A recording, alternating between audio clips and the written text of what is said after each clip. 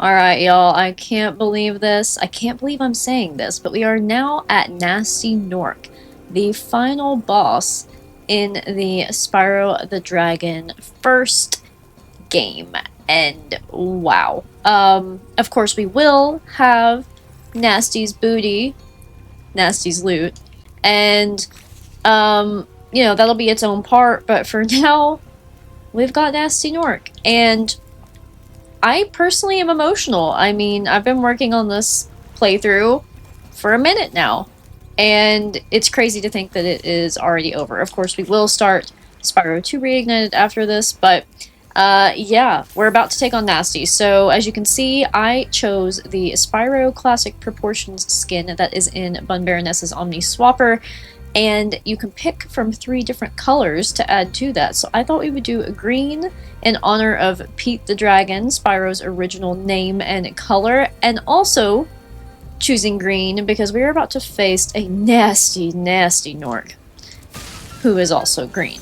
So, there's all of our gems in Gnorc Nexus. Let's go. Let's see how I do against Gnasty himself. I think his little classic proportions design is so cute. Look at those little feet. It's literally adorable. Okay, let's see. He went up so high, it started, like, getting a little choppy. Getting a little glitchy. Not Reignited being glitchy, I can't imagine. Okay.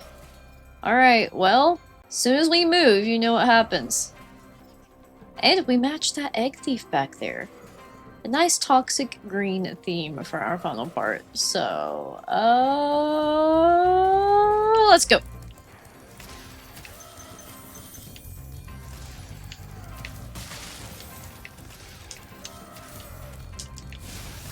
Honestly, I've never really, like, consciously paid attention to the experience of collecting gems during this, or how I ever do it. I don't remember if I, like, wait, oh no, and do it at the end, or if I do it quick.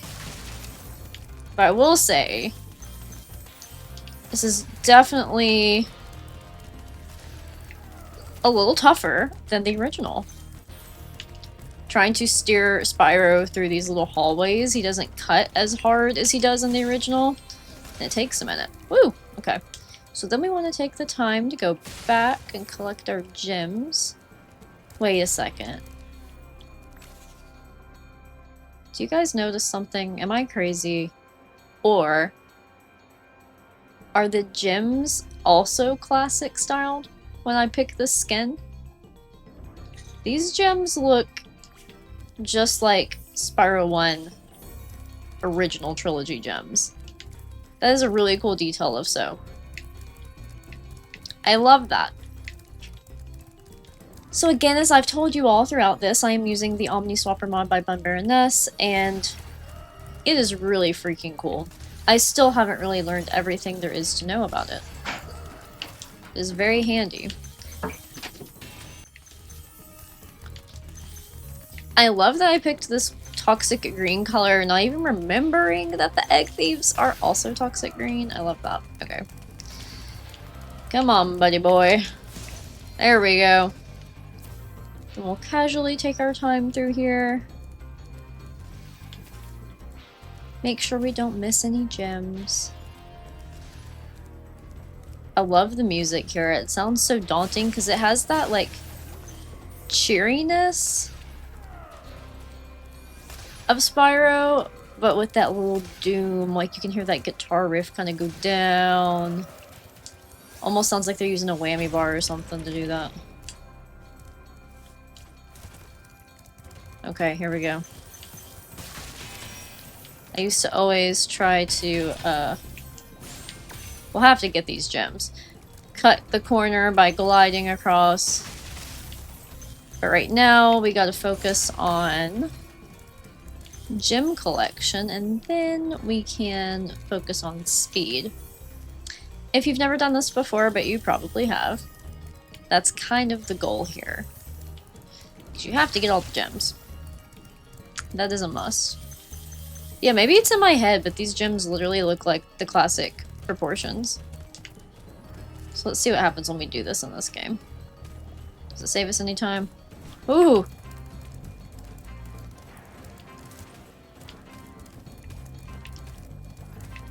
This was such an emotional moment for me when I was a kid.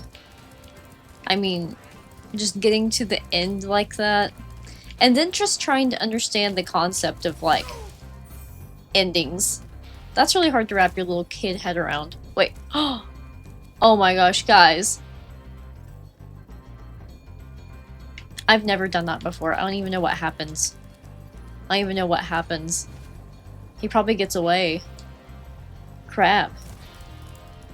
I've never charged off that ledge before. Oh my gosh. My brain is a little fried this week. What am I doing? It's okay. Let's see what happens. Did anything change? Did I miss the boat? Oh no, he just stands there and waits? What? Okay. Well, if you didn't know, for fook's sake, are you kidding me? I have to do all of that again. I have to do all of it again. All because I fell at the most easy part. Jeez! Okay, well, here we go. I don't have to collect the gems again, but I do have to get these guys again. And go through the whole little process. We're having some glitches today. And they're glitches in my brain. They're not even glitches in the game. Jeez, bro. Why are you so fast? Why are you so quick? Okay. Woohoo! I'm so excited to get to Gnasty's loot. That is such a fun level. And it's been a while since I've been there in Reignited. Dadgummit. I love this room, by the way. Well, since we came back here, let's just talk about it for a minute. I love the purple haze. And I feel like they did a good job of keeping that aesthetic from the original. And then when you look up, beautiful stars, fluffy clouds. 10 out of 10. Okay, let's go calm the raging beast. Man, I've never seen... I know bullying is bad and that it's really emotionally and mentally hard on people, but I mean, I've never seen someone this mad about being called ugly. I mean, it sucks. I mean, I'm sure, you know, like, bullying is bad. But I don't know. I feel like this is a little bit of an extreme reaction. Just saying. Alright, this time. No! You ought to be kidding me. I wasn't fast enough. Okay. This time I'll be fast enough, you rat bastard. This is probably the hardest time I've ever had fighting Gnasty Gnorc. I feel like in the original I, like, totally nail it, but charging and Reignited just feels weird. It feels like I'm in slow motion. I don't know how else to explain it. Okay, let's try this again, shall we? How many errors can I have? Let's not answer that question. Let's not answer it. But anyway, what I was trying to say when I fell is that these platforms gradually slide in, if you can see that that's happening. I like the detail in here. I've really never got to just be here and check it out. But yeah, these will eventually go completely in. He does try to attack you. But all it takes is one hit once you're there, and he's gone. Here we go.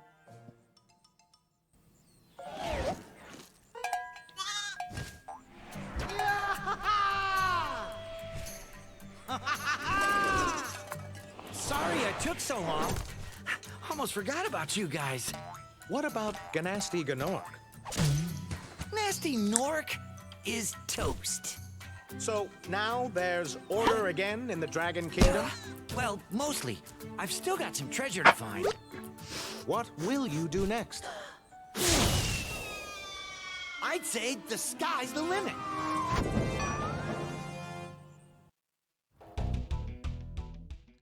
And the beautiful, fabulous credits song. But you know what?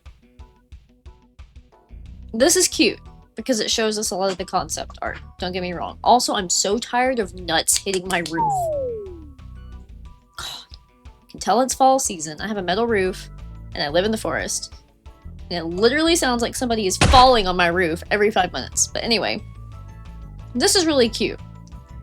Does it capture the same energy and vibe as the lovely aesthetic of the camera that goes through the levels at the end of original Spyro 1? Absolutely not. Absolutely not. This is cool, but I miss that. I do miss that. I do love the credits song. I feel like every time I hear it, I get like chills and like a drop in my stomach. But this is really cute. I mean, I do love all this concept art. It's almost like a behind the scenes look. I would have loved to have seen it. It probably would have taken too much effort and time, and I'm sure that's why they didn't do it, but I would love to have seen this stuff animated versus art. Like, right now, imagine, okay, if we are going through the credits, and instead of seeing pictures of these things happening, we're actually seeing them in like a cutscene animation format. That would be really cool. And I feel like when you think about the epilogue in the original two, like Spyro 2, for example, original games, that was really cool. Like, to be able to see, and if you don't know what the epilogue is, it's like, essentially, it looks like your guidebook, but it shows you all kinds of things that happened after the game, and then also there's a whole section of species, like Avalarian species in Spyro 2, who are extinct.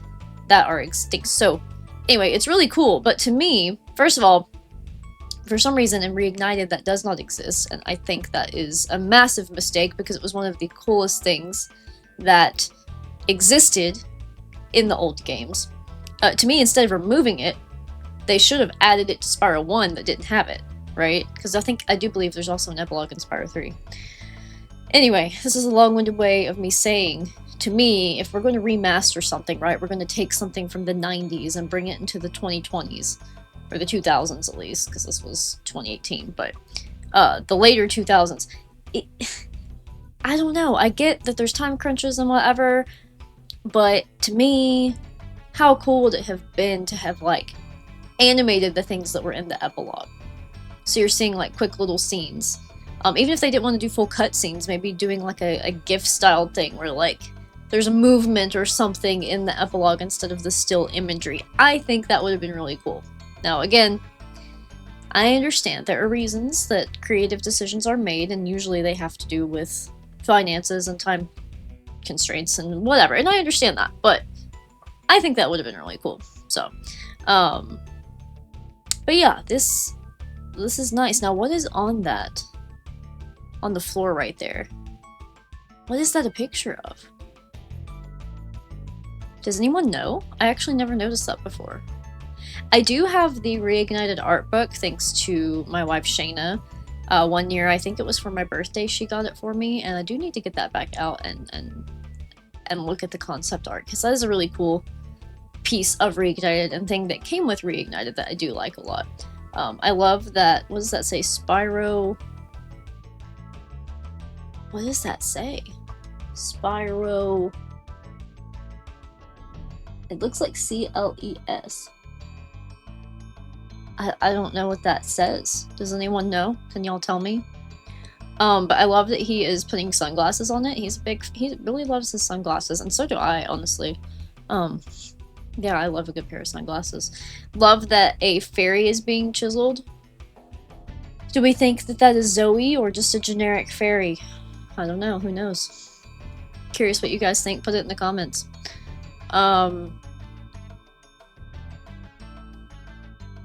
Interesting. The painting, do you guys think that that painting that Spyro was doing, or Spyro's elder here, was doing is Stone Hill? Because that's what it reminds me of. It reminds me of Stone Hill.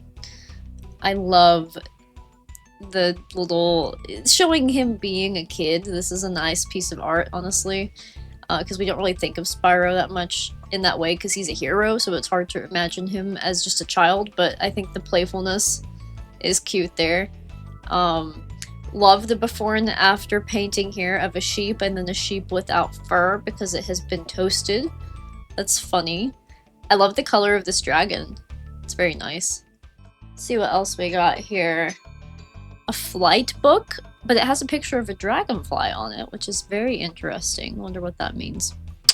And then Spyro, the picture he's holding, has drawings of, it looks like the Flying World airplanes.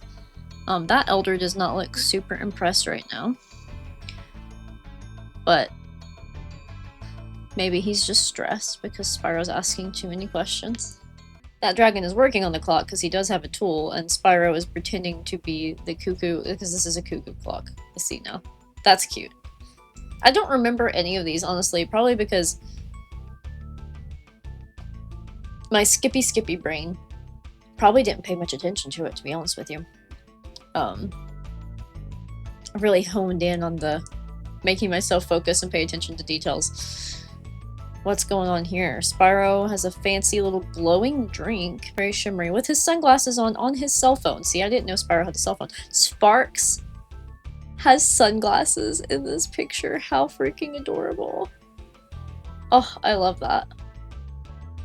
That is very nice. It's kind of amazing to see how many people it takes to make a game like this. And then when you think about that, I want you to think about...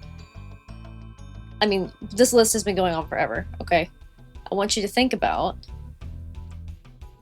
what fans have been doing, Bunbaroness specifically with Crisis and Chronolia, almost entirely alone. Of course, I mean, again, it's, you know, fans do come together, which is nice, to work on these things, but yeah, it, you know, at the time of recording Crisis and Chronolia, there was a discussion of it being cancelled, and then also it kind of got, like, followed up with, you know, updates will be made to it, but it cannot be treated as, like, a full-time project, which I think is completely reasonable, but that's kind of my point here, is, like, man, very special thanks to Insomniac Games here, that's pretty cool, the original creators of Spyro.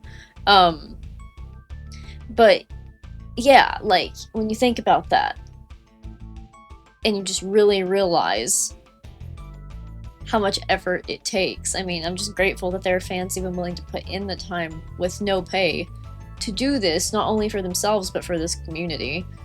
It's amazing. So I'm really happy with Spaghetti Spyro.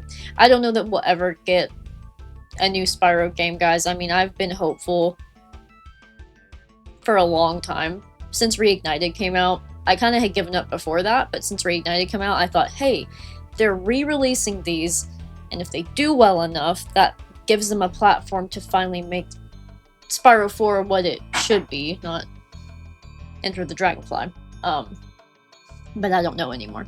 I really don't. So, well, that's all for the fun stuff.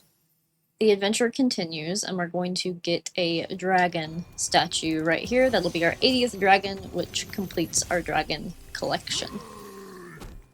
Gnasty's ancient history now. So, what's in there? I believe this is Gnasty's treasure hoard, but the gate will only open if you have found everything in the Dragon Kingdom. Come back when you have reached 100%. Okay, which means I haven't, and I'm not sure why. Oh, guys, I completely forgot to do our Flying World and Dreamweavers. Well, shoot. Okay, so next time we will do the Flying World and Dreamweavers and then go into Gnasty's loot. So thank you all so much for watching. This isn't the end yet. We have one more part where we will go back, do the Flying World, and then enter Gnasty's loot. So thank you so much for watching. Please like, subscribe, and turn on notifications if you're enjoying this content, and I will see y'all soon. Bye!